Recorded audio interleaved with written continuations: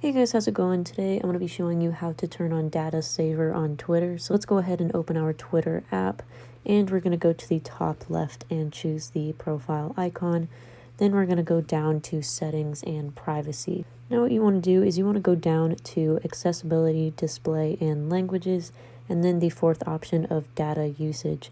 So you can actually limit how Twitter uses some of your network data, and it will actually save you some data usage. The first option is to toggle on data saver, and underneath that it says when it's enabled, videos won't autoplay and lower quality images load, and this will reduce your data usage for all Twitter accounts on your certain device.